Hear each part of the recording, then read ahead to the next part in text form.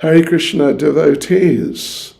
So here we are now, starting Canto 3 of Srimad Bhagavatam in our Bhakti Vaibhava seminar. So let's begin with our prayers. Nama Om Vishnupadaya Krishna Prestaya Bhutale Shrimati Bhakti Vedanta Swaminiti Namane Namaste Saraswati Deve Gauravani Pracharane Nirvishesha Shunyavadi Pastyatya Deshatarne Sri Krishna Chaitanya Prabhu Nityananda Sri Advaita Gadadha Shivasadi Gaura Bhakta Vrinda Hare Krishna Krishna Krishna Hare Hare Hare Rama Rama Rama Hare Hare Vanchikapaturubhyascha Kripa Sindhubhya Evacha Patitanam Pavanebhyo Vaishnavebhyo Namo Namaha Srila Prabhupada Ki Jai. Here we are in the first chapter of the third canto, and it's a big canto. The second canto, I think, is the shortest. Pretty sure it's the shortest. It's only 10 chapters. The third canto, if I remember correctly, and I'm pretty sure I do, it has 33 chapters.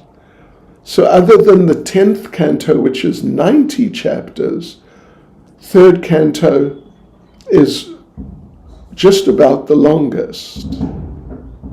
It's certainly, anyway, I'll check whether it's actually the longest. But it's definitely one of the longest. So here we are then, third canto, chapter 1. Let's just make a start. The chapter's entitled Questions by Vidura. And we have said that there are 6 sections in this chapter. And they are as follows. First section is verse 1 and 2. And we call this Vidura begins his questions. Then second section, Parikshit asks Shukadeva about Vidura's meeting with Maitreya, because there's going to be a whole lot, many chapters where Vidura and Maitreya are discussing. So that's verses 3 and 4. Parikshit asks Shukadeva about Vidura's meeting with Maitreya. Then third section, from verse 5 to verse 9, Shukadeva responds to Parikshit's inquiries.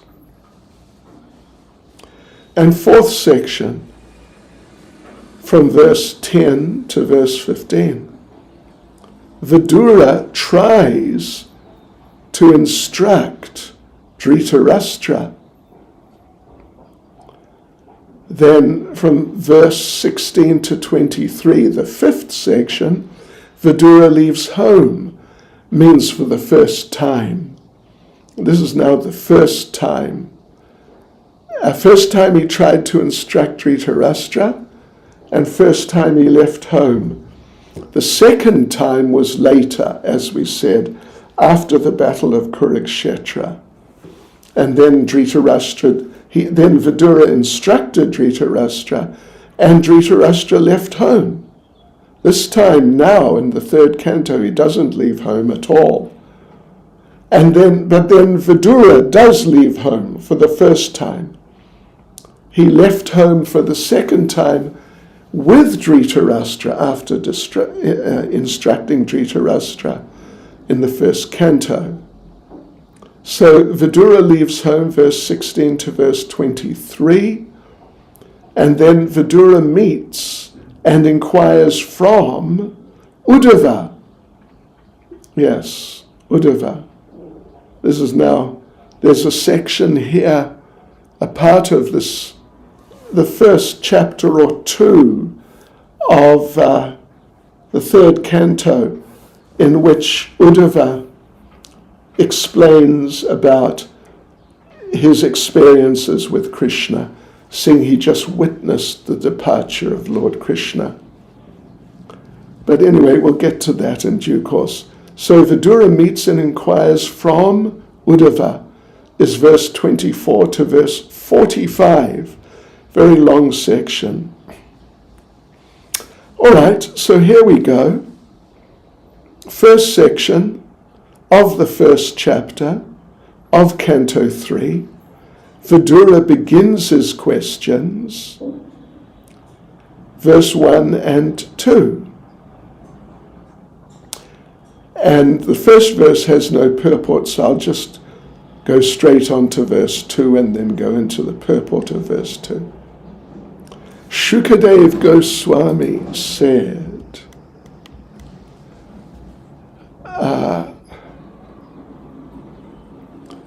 after renouncing his prosperous home and entering the forest, King Vidura, the great devotee, asked this question of His Grace, Maitreya Rishi.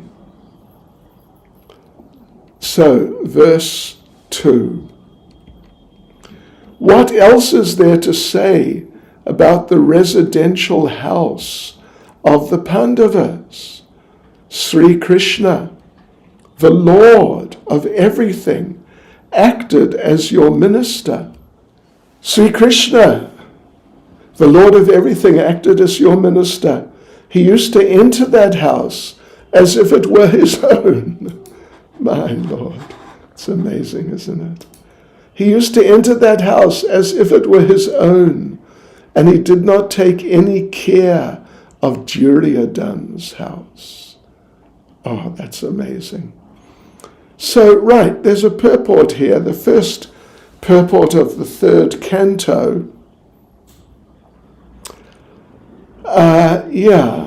And Prabhupada explains, according to our Achintya Bheda philosophy, anything which satisfies the senses of Krishna is also Krishna. And Prabhupada gives an example. Vrindavan Dham is non-different from Krishna, because there the Lord enjoys transcendental bliss of his internal potency. So similarly, the house of the Pandavas was also a source of bliss for the Lord. Here it says that he identified it, the house of the Pandavas, with his own self. Thus the house of the Pandavas was as good as Vrindavan, and Vidura should not have given it up. So, the reason for his doing so, it's such a substantial thing. The reason for his leaving the house, leaving the home, could not have just been because of family misunderstanding, but he had a greater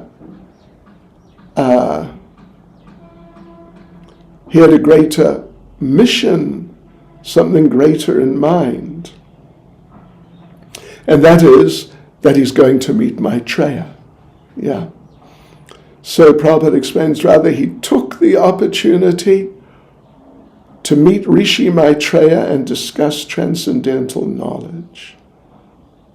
So for someone like Vidura, a really advanced devotee, disturbances due to worldly affairs are insignificant. We're not advanced like Vidura. We are not advanced like Vidura. Gosh. But we are engaged in devotional service. And we all know there are worldly disturbances right now. This war and everything connected with it. And I mean, that's not all by any means. Not by any means. Although it's perhaps arguably the most prominent. But for devotees, or like COVID, what a worldly disturbance that was. But the devotees carried on, like even ourselves, I must say. We did the Bhakti Shastri, and it was just great. And it was great for the devotees. So hundreds of devotees did it and benefited. And it got us off to a start with this sort of thing, because now we're doing Bhakti Vaibhava. And it was all due to those worldly disturbances. If they hadn't happened, I think it's extremely unlikely we would have done Bhakti Shastri. So that's the arrangement of the Lord. And as far as we're concerned, all these worldly problems, we don't worry about them. We see them as opportunities to engage in service in novel ways, in very constructive, productive ways. So Prabhupada goes on to say then that they're sometimes favorable. The disturbances in worldly affairs are sometimes favorable for higher realization. And therefore Vidura took advantage of the family misunderstanding to meet Maitreya. Right, okay.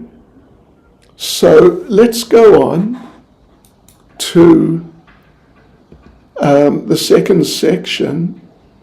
Parikshit asks Shukadeva about Vidura's meeting with Maitreya. It's verses 3 and 4. I suspect this is as far as we'll get today. So verse 3. The king asked Shukadeva Goswami, where and when did the meeting and discussion take place between Saint Vidura and His Grace Maitreya Muni? Kindly oblige, my Lord, and describe this to us.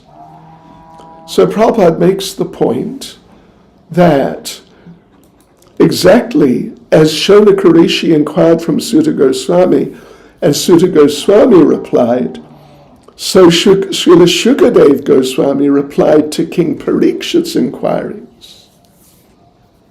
The king was very anxious to understand the meaningful discussion that took place between these two great souls.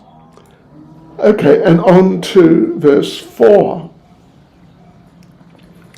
Saint Vidura was a great and pure devotee of the Lord, and therefore his questions to His Grace Rishi Maitreya must have been very purposeful, on the highest level, and approved by learned circles, of course.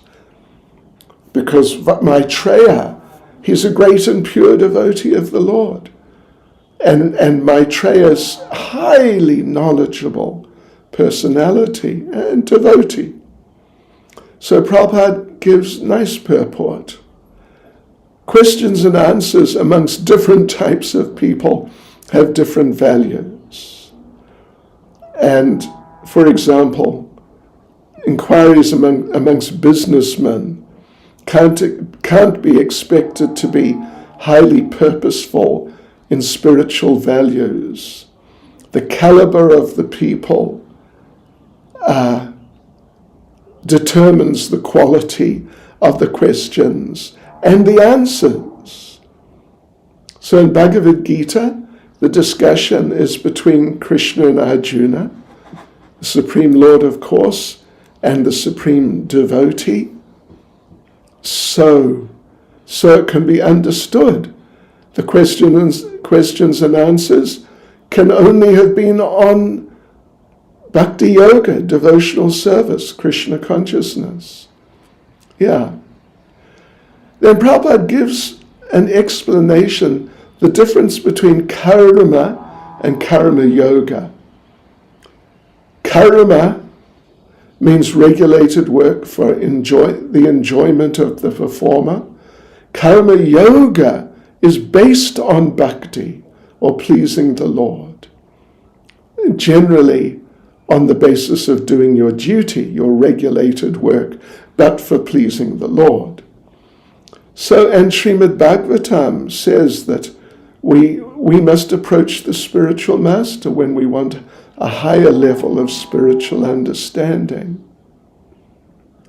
A common person with no interest in spiritual values has no need to approach a guru.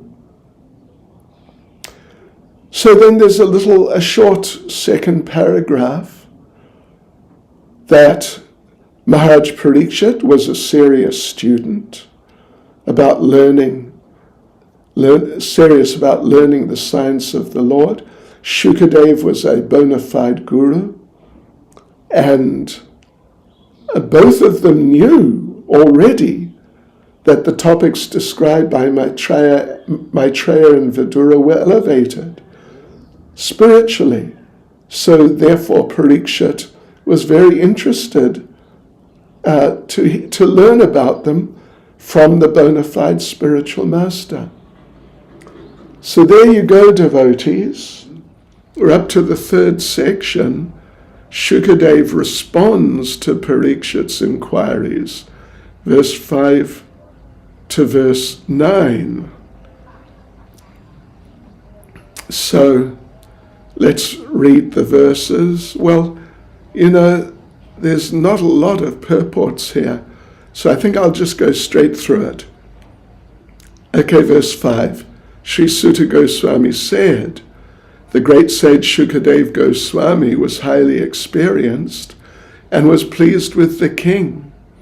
Thus being questioned by the king, he said to him, please hear the topics attentively.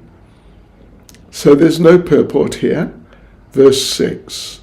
Sri Shukadeva Goswami said, King Dhritarashtra became blind under the influence of impious desires to nourish his dishonest sons, and thus he set fire to the lacquer house to burn his fatherless nephews, the Pandavas. And there's a short purport here by Srila Prabhupada. First point is Dhritarashtra was blind from birth, that's well known. But his committing impious activities, supporting his dishonest sons, that was a greater type of blindness, a much worse type of blindness, because physical blindness is not a bar from spiritual progress. In fact, we know of not many, but definitely a few devotees who are completely blind, but they're very nice devotees. Yes. But, Prabhupada continues, if someone is blind spiritually, even though physically they're all right, they can see 20/20 vision, as they say, but their spiritual blindness is dangerously detrimental to progressive human life. That's really a fact. So on to verse 7. The king did not forbid his son Dushasana's abominable action of grabbing the hair of Draupadi, the wife of the godly King Yudhisthira, even though her tears washed the red dust on her breast. So there's no purport here either. We go on to verse 8.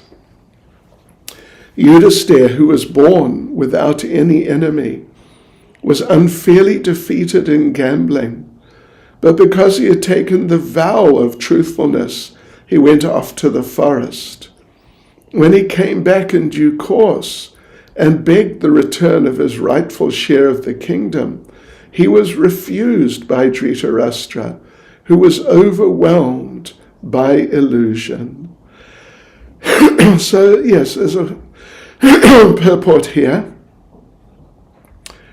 And first point, of course, is Maharaj Yudhisthira was the rightful heir to the throne.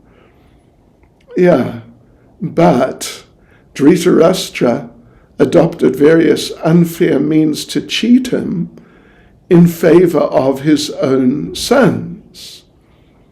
So in the end, Maharaj Yudhisthira, the Pandavas, they wanted only 5 villages, 1 each, because they're Kshatriyas, and they don't know anything other than ruling. They need at least something to rule, even if it's small. So they asked for just 5 villages, 1 each. But Dhritarashtra refused that. And of course this led to the Battle of Kurukshetra, which was, Prabhupada says, induced by the Kurus, the Kauravas, and not the Pandavas. Then there's a second little paragraph, let me just read it. As Kshatriyas, the proper livelihood of the Pandavas was only to rule and not to accept any other occupation. A Brahmin, Kshatriya or Vaishya will not accept employment for his livelihood under any circumstances. Right, so that's the end of the purport of verse 8. Here's verse 9. Last verse in this section. Lord Krishna was sent by Arjuna into the assembly as the spiritual master of the whole world. And although his words were heard by some, like Bhishma, as pure nectar, it was not so for the others, who are completely bereft of the last farthing of past pious works. The king, either Dhritarashtra or Duryodhana, did not take the words of Lord Krishna very seriously. Well, if we talk about old English culture, I mean, it's really old. There used to be a coin which was called a farthing. It was a quarter of 1 penny. It no longer exists. Yes, because, such small denominations are no longer used at all. And just like here in India, I'm in India right at the moment, that for anything, there is nothing available for less than 1 rupee. In the past, there used to be so many things which were a rupee and so many paisa, but now the paisa is basically defunct. So there's a purport here, and Prabhupada explains that Krishna, as a service to Arjuna, deputed by Arjuna, went as a messenger into the assembly of Dhritarashtra on a peace mission, how to avoid the battle of Kurukshetra. And, Krishna, as we know, Krishna does things like that for his devotees. Because even though he's the Supreme Personality of Godhead, everyone should worship him. But because he's Krishna's transcendental friend, but because he's Arjuna's transcendental friend, he accepted the role of being a messenger, as of course we know very well. Not long after, when the battle unfortunately actually happened, he accepted the role of chariot driver. These are very humble roles. Very humble roles. And Prabhupada explains it's such an important and wonderful thing. That is the beauty of the Lord's behavior with his pure devotees. So he went there and spoke of peace, the value of peace, how to achieve peace. And for a devotee like Bhishma, it was nectar. And there were others there also who were pious and devotees. And for them it was nectar too. But Duryodhana and Dhritarashtra, they had exhausted their stock of pious results. So they just couldn't get into it at all. So the fact is, of course, that the message of Godhead is nectar for the devotees, but the opposite for the non-devotees, and it's the same today. Prabhupada concludes the purport by saying, sugar candy is always sweet to a healthy man, but it tastes very bitter to persons suffering from jaundice. Okay, so we move on to the fourth section of chapter 1 of the third canto, and it's from verse 10 to verse 15. And here Vidura tries to instruct Dhritarashtra. As we've mentioned, this is the first time. It's earlier on in the evolution of the whole story. Vidura tries to instruct Dhritarashtra unsuccessfully, and as a result then he becomes grievously insulted by Duryodhana, and even, you could say, indirectly threatened. So he left home for the first time. As we mentioned, though, he comes back, and we've read of that in the first canto, how he came back after the battle of Kurukshetra. All of the sons of Dhritarashtra had been killed. Yudhisthira was ruling the world from Hastinapur, and Dhritarashtra was living at the expense of the Pandavas, even though he had been at least complicit in all the different attempts that were made by Duryodhana and company to get rid of them, to kill them. So, yes, he was still living there. Vidura came and preached to him that this is just so inappropriate. You just got to get out. It's ridiculous. And at that time, later on, Dhritarashtra got the message and left home, and Vidura went with him. So, okay. Again, it's not a long chapter. I think I'll read it, though. It's got some substantial purports. So first of all, verse 10. When Vidura was invited by his elder brother Dhritarashtra for consultation, he entered the house and gave instructions which were exactly to the point. His advice is well known, and instructions by Vidura are approved by expert ministers of state. And verse 11, Vidura said, this is what he said to Dhritarashtra, you must now return the legitimate share to Yudhisthira, who has no enemies and who has been forbearing through untold sufferings due to your offences. He is waiting with his younger brothers, among whom is the revengeful Bhima, breathing heavily like a snake. Surely you're afraid of him. Verse 12. Lord Krishna, the personality of Godhead, has accepted the sons of Pritha as his kinsmen, and all the kings of the world are with Lord Sri Krishna. He is present in his home with all his family members, the kings and princes of the Yadu dynasty, who have conquered an unlimited number of rulers, and he is their Lord. That's Lord Krishna. Verse 13, you are maintaining a fence personified, Duryodhana, as your infallible son, but he is envious of Lord Krishna.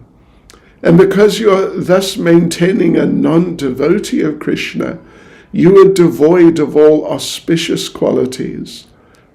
relieve yourself of this ill fortune as soon as possible and do good to the whole family. 14. While speaking thus, Vidura, whose personal character was esteemed by respectable persons, was insulted by Duryodhana, who was swollen with anger and whose lips were trembling. Duryodhana was in company with Karna, his younger brothers, and his maternal uncle, Shakuni. 15. So this is now Duryodhana. Who asked him to come here, the son of a kept mistress? He is so crooked that he spies in the interest of the enemy against those on whose support he has grown up. Toss him out of the palace immediately and leave him with only his breath. Wow, okay. Right, so let's go through it in detail. Verse 10. When Vidura was invited by his elder brother Dhritarashtra for consultation, he entered the house and gave instructions which were exactly to the point. His advice is well known, and instructions by Vidura are approved by expert ministers of state. So there's a one sentence purport here. Let me just read it.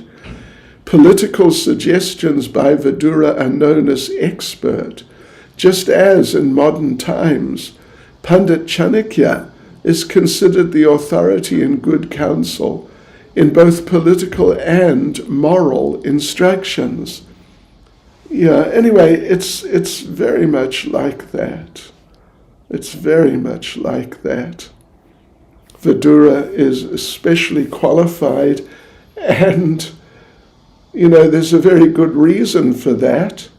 That is that he is Yamaraj, and Yamaraj is expert in what is right and what is wrong, and degrees of right and degrees of wrong. So, of course, his political suggestions in his form as Vidura, they're expert, just like Chanakya Pandit more recently. I mean, not that recently, but definitely more recently. Verse 11, Vidura said, "You must now return the legitimate share to Yudhisthira, who has no enemies and who has been forbearing through untold sufferings due to your offences. He is waiting with his younger brothers, among whom is the revengeful Bhima, breathing heavily like a snake. Surely you're afraid of him." There's no purport here, actually, so let's go on to verse 12. Lord Krishna, the personality of Godhead, has accepted the sons of Pritha as his kinsmen, and all the kings of the world are with Lord Sri Krishna. He is present in his home with all his family members, the kings and princes of the Yadu dynasty, who have conquered an unlimited number of rulers, and he is their Lord. Right, so there's a purport here. So first thing, of course, Vidura, as we expect, is giving Dhritarashtra good advice. Yes, and the first piece of good advice is in regard to Lord Krishna, that Krishna is with the Pandavas, so don't try your luck against the Pandavas, because directly or indirectly you're going to be against Krishna, and it's impossible to win if you're against Krishna. As Prabhupada says, Krishna's the Lord.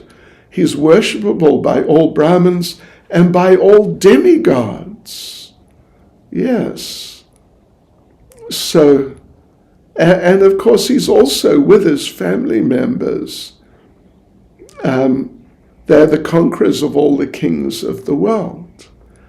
Then the second paragraph,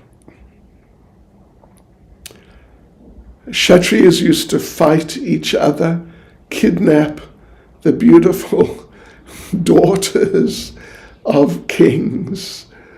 And this, after defeating those who objected, and Prabhupada makes the point, this system was laudable, it's praiseworthy, because they're being married only on the basis of chivalry, of the conquering Kshatriya, not, some, political negotiation, but on the basis of Kshatriya standards. So all the Yadu princes were married in that way. That means they were all conquerors of other kings. So Vidura wanted to impress on Dhritarashtra that it would be very dangerous to fight with them, because on one hand they're extremely qualified, but ultimately they're supported by Lord Krishna. And Krishna, in his childhood, just when he was small, he conquered Kamsa, he conquered different demigods. So in other words, all universal power was behind the Pandavas. Verse 13. And Vidura, as we've seen already in the first canto, when at the second time he gives advice to Dhritarashtra, and at that time Dhritarashtra takes the advice. So we saw at that time how Vidura, he did not waste time. He gave it to Dhritarashtra straight. Absolutely. And means he was extremely heavy, because the situation at that time was extremely heavy for Dhritarashtra. He was going to die shortly, and he's just in this horrible situation, particularly for a Kshatriya, because he was a Kshatriya, Dhritarashtra. So anyway, here we go, verse 13. Vidura gives the real sauce. We sometimes say the hot chili sauce to Dhritarashtra. You're maintaining a fence personified Duryodhana as your infallible son, but he is envious of Lord Krishna. And because you are thus maintaining a non-devotee of Krishna, you are devoid of all auspicious qualities. Relieve yourself of this ill fortune as soon as possible and do good to the whole family. And we see there's an exclamation mark at the end of the translation, means like, it's strong. He's speaking very strongly. So Prabhupada makes interesting points in the purport. A good son is called apatya, one who doesn't let his father fall down. And how does he do that? Well, particularly after the father's death, the son can protect the father by doing sacrifices to please Lord Vishnu. And it's still going on in India. Lord Chaitanya did it for his father, but it's still going on today. People go to Gaya in Bihar and offer sacrifice at the lotus feet of Lord Vishnu. But if the son, so it's going on in the context of sacrifice and sacrifice for Vishnu and service to Lord Vishnu. But if the son is already an enemy of Vishnu, how can he offer sacrifice to Vishnu? Of course he can't, it's not possible. And even if he tried to, it wouldn't be accepted, because he's already an enemy of Vishnu. So Duryodhana, the leader of the 100 sons of Dhritarashtra, was already inimical to Krishna.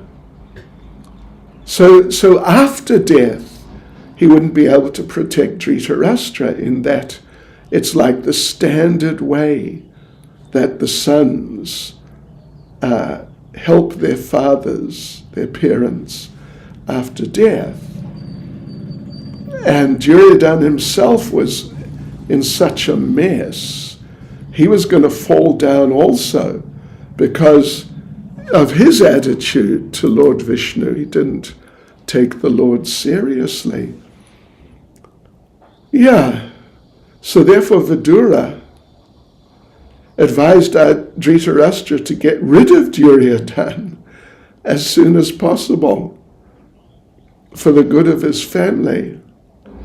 And when it's not mentioned here, Prabhupada mentions it elsewhere, I forget exactly where, but we can mention that when Duryodhana was born, the astrological signs were so bad that this person is just such a hopeless, horrible character that Dhritarashtra was advised, just kill him now. He'd just come out of the womb. It's like the first day of his life outside the womb. And Dhritarashtra was advised by great Brahmins and sages who could see the future, just kill him, just kill him. But he was already too attached and he couldn't do it and didn't do it. So anyway, into the second paragraph, Chanakya says, what's the use of the son who is neither a learned man nor a devotee of the Lord? That's a good one, isn't it? Particularly if the son is not a devotee, he's like blind eyes, source of trouble. Because sometimes, physician, a doctor, may actually advise to simply physically remove the eyes. Yeah. If they're totally blind, you actually cannot see a thing. To become free from the trouble of having these stupid, useless eyes. And of course, we can all see. I'm wearing glasses. I used to see very well when I was young. Now I can still see okay, but to read I need glasses. There was one devotee. He had been temple president in Durban, South Africa. His name was Shrutakirti. And he was really nice. He was very, very dedicated devotee. I knew him very well for many years. But he was diabetic. And he became blind. And I asked him, can you see anything? Like when it's daytime, if you walk out in the sun, can you see, that there's brightness? And at night, is everything just different? Is it dark? And he said, no, it's just black. Everything's black. Yeah. So anyway, this is the point here with Duryodhana. He should have been removed, and means killed, actually. Yeah. So this was the case with Duryodhana in relation to Dhritarashtra, as foreseen by Vidura. So Vidura is actually giving excellent advice. Prabhupada concludes the purport by saying, Dhritarashtra was wrongly maintaining such personified offense under the mistaken impression that Duryodhana was a good son, able to liberate his father. Verse 14. While speaking thus, Vidura, whose personal character was esteemed by respectable persons, was insulted by Duryodhana, who was swollen with anger and whose lips were trembling. Duryodhana was in company with Karna, his younger brothers, and his maternal uncle Shakuni. Okay, so there's a purport here. And Prabhupada mentions famous point that giving good counsel to a fool causes the fool to become angry, just as giving milk to a snake just increases its venom, its poisonousness. Now you think they're giving good advice, what is actually good advice, but a fool can't understand, so he becomes angry. Just like you think if you give milk to an animal, you're doing something nice. But if you give milk to a snake, it makes the whole situation worse. So, Vidura was such an honorable, wonderful person. His character was looked up to by everyone who was respectable. But Duryodhana was so foolish that he insulted him. And Prabhupada concludes the purport. This was due to his bad association with Shakuni, his maternal uncle, as well as with his friend Karuna, who always encouraged Duryodhana in his nefarious acts. So we got to watch out for our association.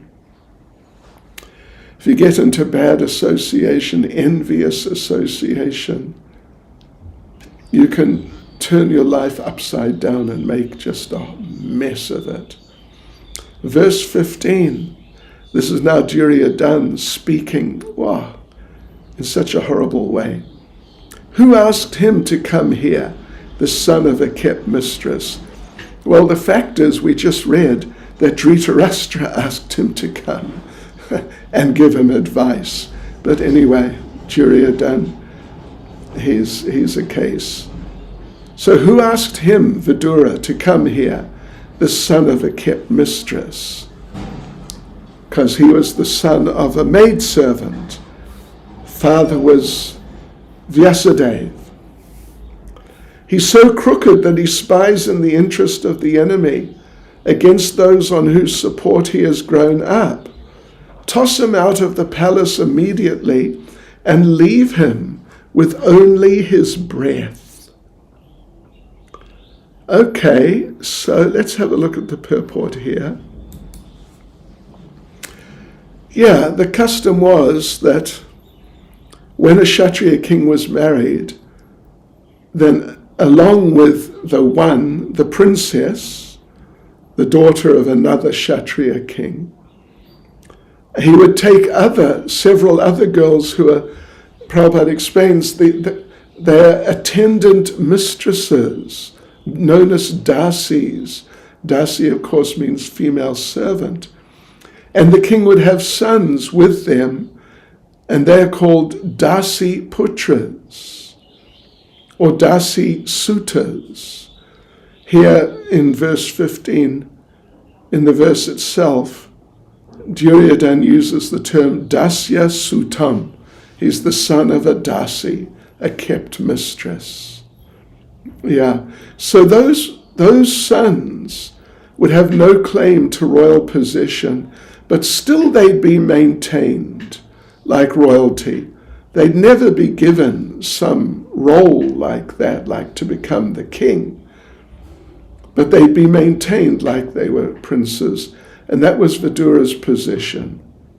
So he wasn't counted as a Kshatriya. But still Dhritarashtra was very fond of him, took advice from him. And Duryodhana, he had an understanding, at least some understanding, of Vidura's position. Duryodhana, but still he insulted him. So here, though, he says that he's not only Dasiputra, but an infidel, like an enemy. He's an enemy because he seemed to be supporting the enemy, Yudhisthira. Duryodhana took Yudhisthira as an enemy. But actually Vidura was only doing the right thing and giving the proper advice after proper analysis of the situation. So therefore, Duryodhana wanted him caned, Prabhupada says, like severely punished and deprived of any possessions, accused him of being a spy for the Pandavas because he was advising Dhritarashtra in favor of the Pandavas. So Prabhupada makes the point that palace life is sometimes like that. Politics, faultless people sometimes are charged with something abominable and punished for something they didn't do. Yeah. So Srila Prabhupada concludes the purport by saying, Vidura was struck with wonder at such unexpected behavior from his nephew Duryodhana, and before anything actually happened, he decided to leave the palace for good, because who would know what might have happened? Duryodhana is such a person. He could easily have just decided to kill Vidura on the spot. A lot of these despots, heavy dictators, people like that, they're like that. Many, many, many years ago, I read a book, a biography of one Portuguese soldier, mercenary in Angola, and he was fighting against the government with the rebels, and he brought some new gun, some special new gun, and showed it to the leader of the rebels, and he explained how it worked. And the leader of the rebels said, really, it's so good. And he called one of his soldiers over and just shot him on the spot just to test that the gun was good. And he said, yeah, that's a really good gun. I like it. And there's also a story, I think it's of Henry VIII, who was a French person brought a guillotine from France to demonstrate to him, because Henry VIII, he might like to use capital punishment. So this fellow came in with the guillotine and said, yeah, I can show you how it works. Just call one of your soldiers, call him over, and I'll show you. And I think it was Henry VIII, when he understood what the idea was, to just cut off the head of the soldier, he said, no, we can't do that. And the representative of the salesman from the other government said, what? I thought you were a king. Kings do things like this. It's just normal. Yeah. So Duryodhana could easily have done that. All right, so let's go on to the next section, verse 16 to verse 23. And we'll read the translations first. 16. It's titled, Vidura Leaves Home. Vidura leaves home, and it's the 5th section, verse 16 to verse 23. So verse 16. Thus being pierced by arrows through his ears and afflicted to the core of his heart, Vidura placed his bow on the door and quit his brother's palace. He was not sorry, for he considered the acts of the external energy to be supreme. 17. By his piety, Vidura achieved the advantages of the pious Kauravas. After leaving Hastinapur, he took shelter of many places of pilgrimage, which are the Lord's lotus feet, with a desire to gain a high order of pious life, he traveled to holy places where thousands of transcendental forms of the Lord are situated. 18. He began to travel alone, thinking only of Krishna, through various holy places like Ayodhya, Dwaraka, and Mathura. He traveled where the air, hill, orchard, river, and lake are all pure and sinless, and where the forms of the unlimited decorate the temples. Thus he performed the pilgrim's progress. Verse 19.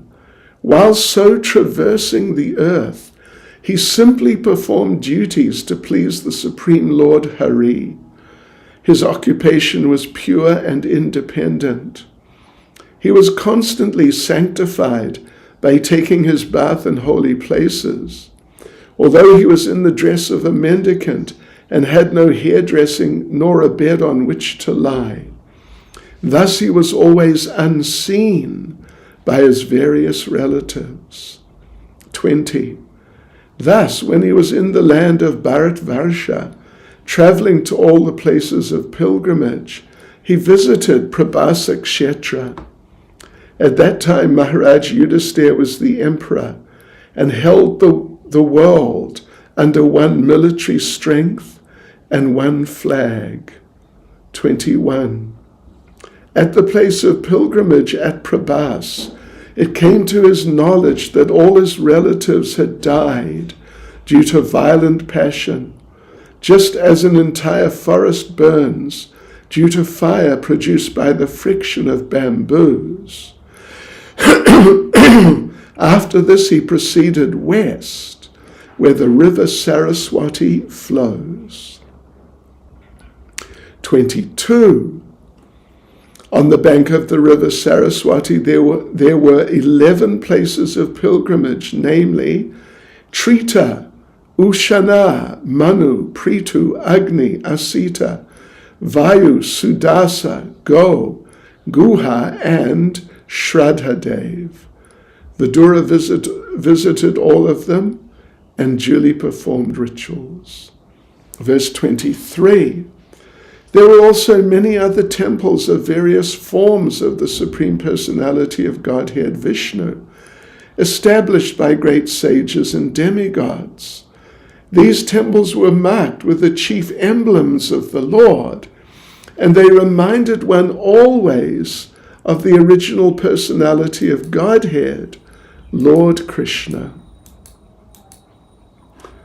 Right, okay, let's go back through and cover the purports. Verse 16 to verse 23, Vidura leaves home. 16. Thus being pierced by arrows through his ears and afflicted to the core of his heart, Vidura placed his bow on the door and quit his brother's palace.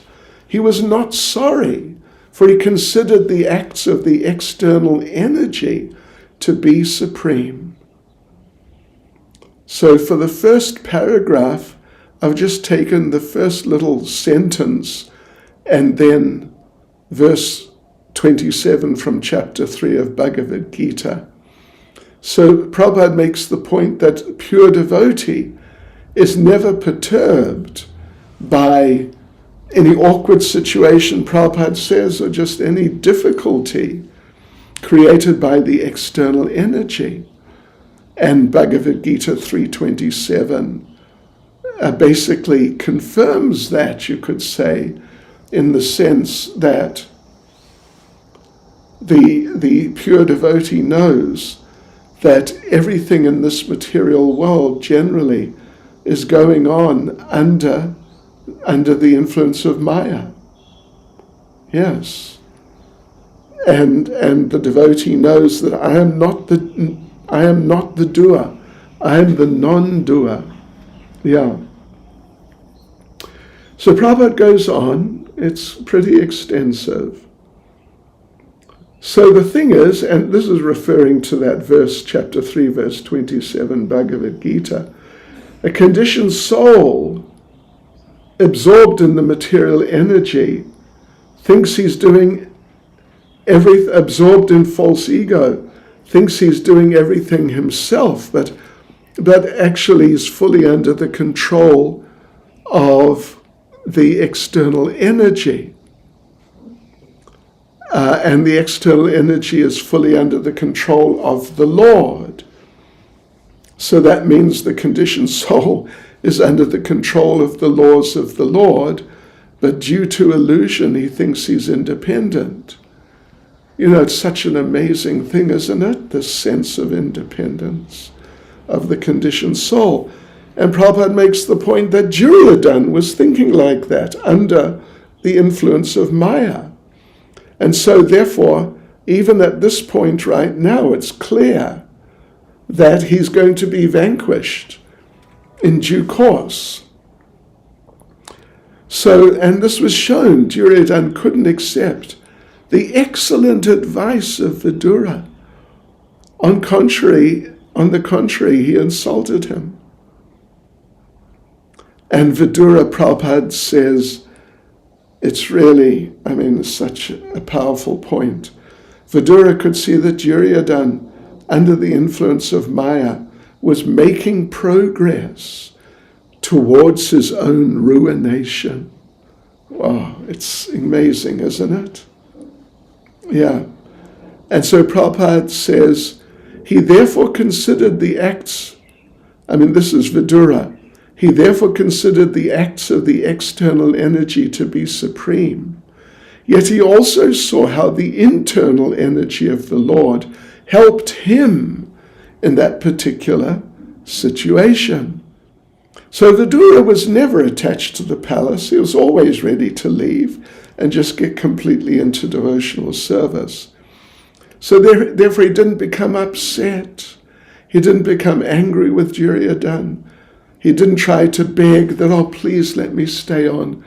I won't, associate with Yudhisthira anymore or anything like that. So internally, Prabhupada says, he thanked Duryodhana. Yes, because it gave him a chance to go on pilgrimage and engage fully in devotional service. What a glorious life. So wonderful.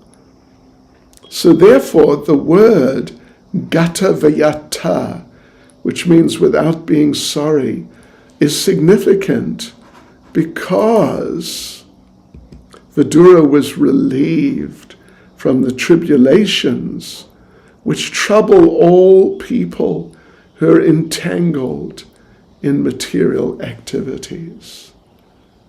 So he thought, there's no more need to protect my brother with a bow, because my brother is meant for ruination.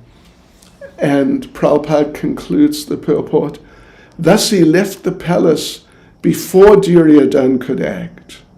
Maya, the supreme energy of the Lord, acted here both internally and externally. Wow, that's profound.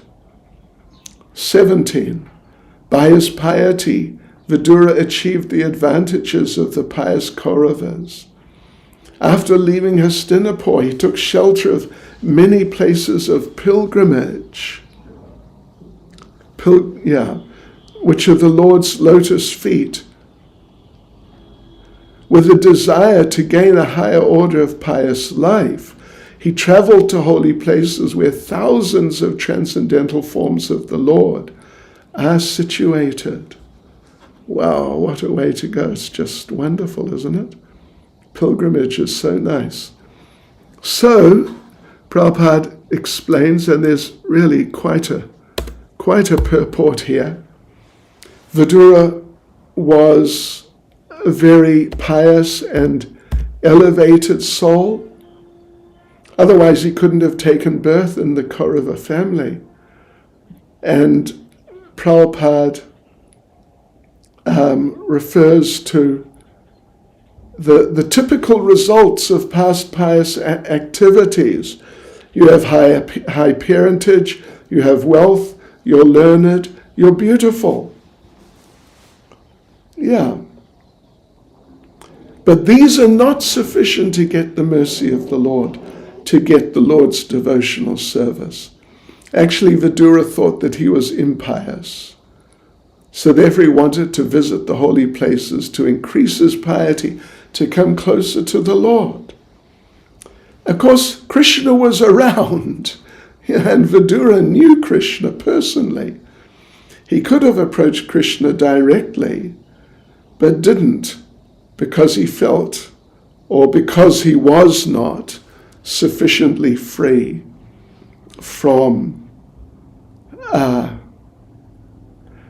freed from sin. Interesting. The sin of the curse. Yes, he was cursed by, what was his name? I forget the name of the sage. He got cursed to become a Sudra. So Prabhupada makes such an important point. You can't be 100% devoted to the Lord if you're not completely freed from the effects of sin. And this is from Bhagavad Gita chapter 7, verse 28. So you might ask, what could have happened to Vidura? You know, he's Yamaraj, he's a great devotee, he's a great person. How could he not be sufficiently free from sin so that he could meet the Lord directly? So Prabhupada explains, he had lost some piety through the association of Dhritarashtra and Duryodhana. So he wasn't fit to associate with the Lord. And Prabhupada then quotes Bhagavad Gita chapter 7, verse 28.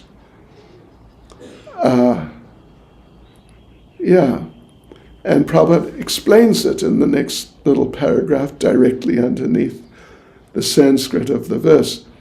The sinful demons, Kamsa Jarasandha, they can't think of the Lord. Only the pure devotees can.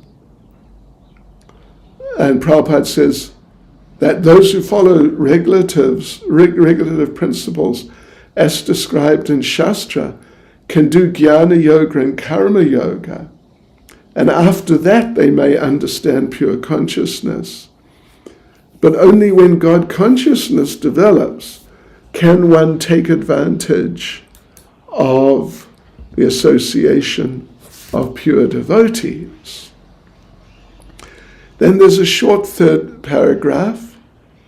Prabhupada makes the point that places of pilgrimage, they're all over. They're all over the universe, Prabhupada says, to facilitate the eradication of sins of pilgrims. But it's not just a matter of visiting them. You have to, when you go there, you must meet the advanced devotees there.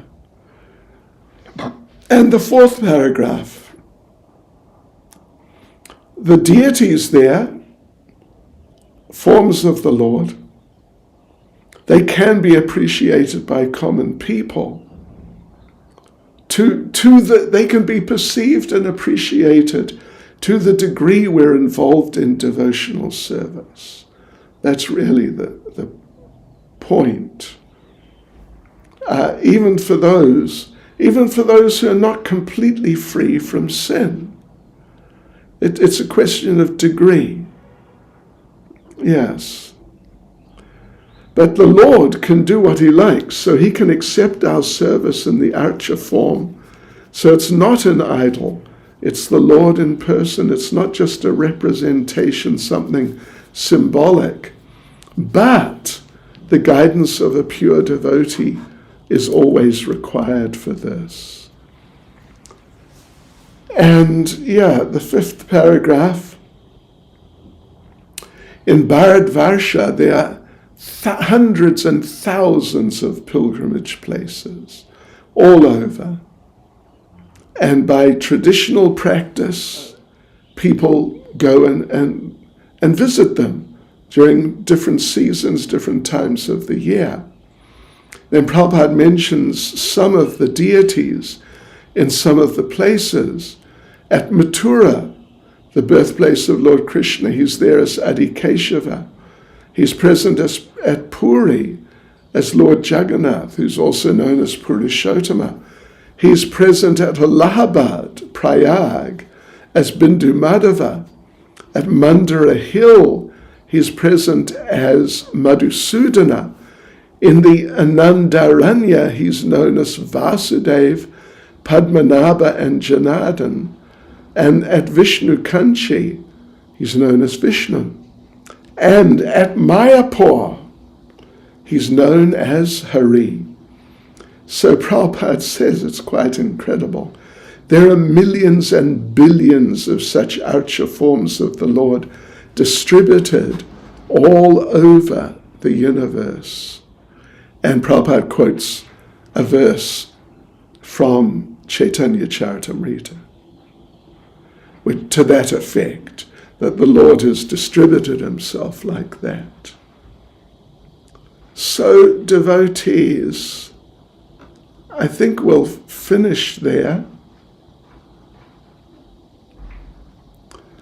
And we'll carry on.